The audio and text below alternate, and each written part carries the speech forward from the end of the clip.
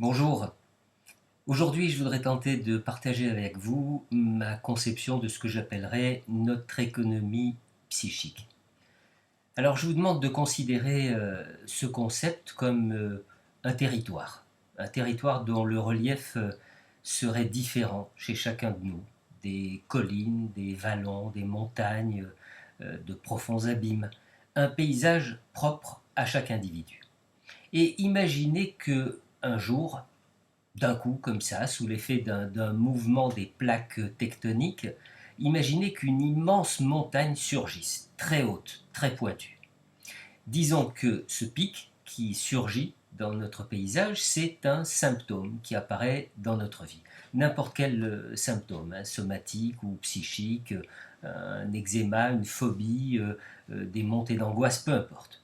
Bref, voilà que notre vie se trouve habité, handicapé, limité par ce symptôme qui prend une place, ma foi, toujours trop importante dans notre quotidien. Alors, que faire?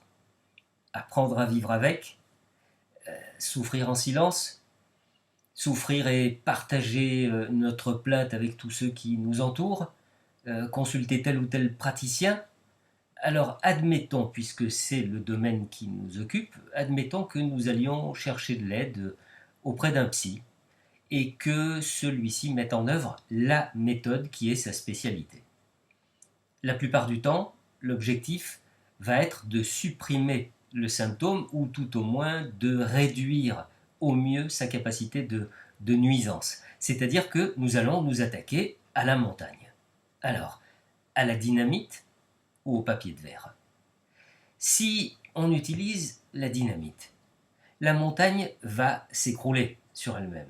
Et de l'immense pic rocheux, il va rester un gros tas de gravats. Le paysage va forcément s'en trouver modifié par rapport à ce qu'il était avant l'émergence de la montagne.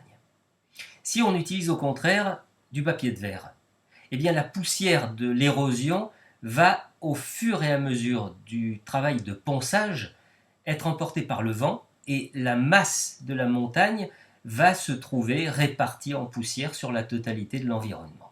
Les très légères modifications apportées au paysage vont demeurer souvent inaperçues, contrairement aux gros tas de gravats bien visibles. Maintenant, allons un peu plus loin dans le décryptage de la métaphore. J'ai dit à la dynamite ou au papier de verre. Or, vous vous souvenez qu'au début de cette causerie, j'ai insisté sur le fait que le paysage est différent chez chacun de nous. Le sous-sol également est différent. Les intempéries, la vitesse du vent, la présence ou non de rivières, etc., sont autant de paramètres propres à chaque individu. Ça signifie que les conséquences d'une action sur le symptôme ne seront évidemment pas les mêmes pour tout le monde, et là encore, quelle que soit la méthode utilisée. En effet, certains d'entre nous auront du mal à respirer à cause de la poussière dégagée par le travail de ponçage, et le travail va devoir s'arrêter.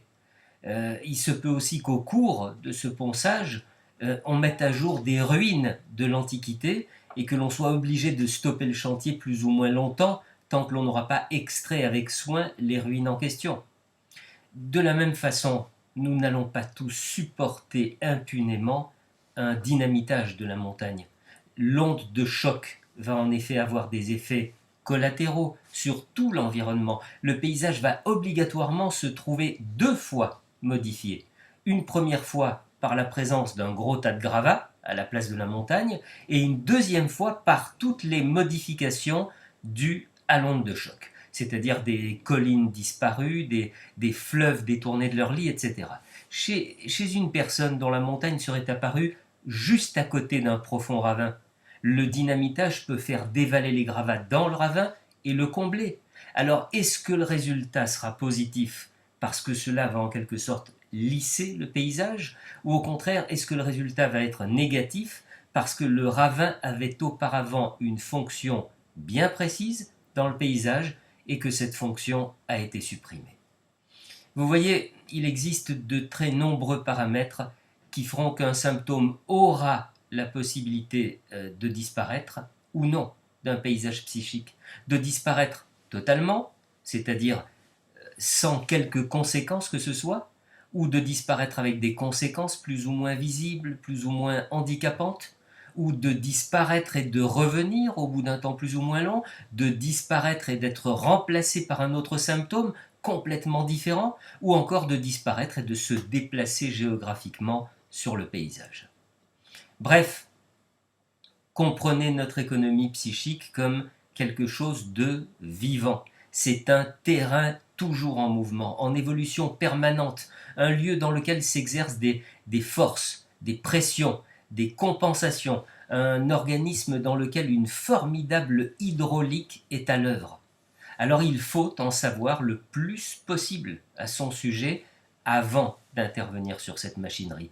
Il faut être à la fois géologue, hydraulicien, paléontologue, ingénieur et conducteur de travaux, secouriste et chirurgien. Pour autant, aucune garantie quant à la certitude d'obtenir tel ou tel résultat ou de reproduire à l'identique un résultat satisfaisant. Chaque thérapie est une nouvelle aventure qui lance patients et thérapeutes dans le maelstrom d'un paysage toujours inattendu. À bientôt.